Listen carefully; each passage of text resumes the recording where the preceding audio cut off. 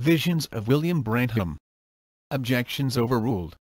This video is purposely intended to refute all allegations, false claims, and malicious insinuations made by the website Believe the Sign.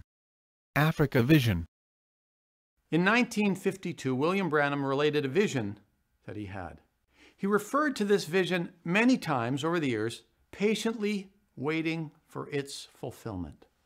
But in his 1965 visit, the government of South Africa only permitted Brother Branham to enter the country on a restricted visa, prohibiting him from preaching.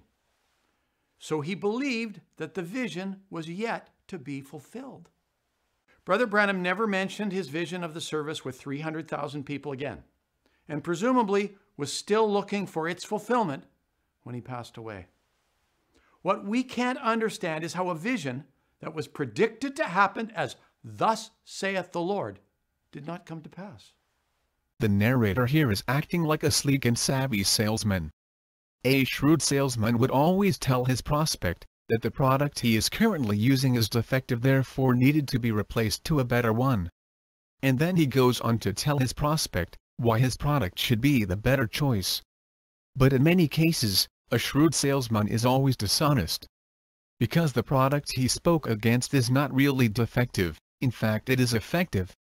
What makes it appear defective is because the user is not looking at the instructions well on how to use it properly. This is no different what Believe the Sign is doing. The Africa Vision, of which there are 300,000 in a meeting, was not a failure. It is not what it seemed to be because the fulfillment is subtle. Here is why. If you try to imagine, there is no place in Africa at the time that could hold 300,000 people in one meeting. But supposing it could, one can only imagine the security nightmare the government would have to endure. Not to mention the gargantuan logistics and manpower needed to keep this huge number of people in order. So it is just physically next to impossible.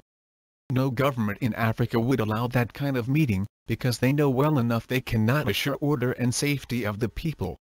Reason why he was granted only a restricted visa. So what does it tell us? Looking at William Branham's visions, you will notice three common denominators. 1. He doesn't know when it will happen. 2. He doesn't know how it will happen. 3. He sometimes misinterprets his own vision. Analyzing how his vision really fanned out, it is not far to think that the 300,000 people attending is not a single event. It is an accumulation of people hearing the message through his ministry in Africa. Now it doesn't mean he has to be there. When he was given a restricted visa, it only means his vision would unfold differently from what he expected.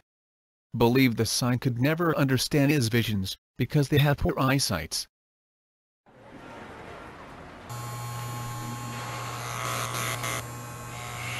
Poor eyesight leads to poor performance. It only takes a spiritual eyeglass to be able to see the clear picture and understand it.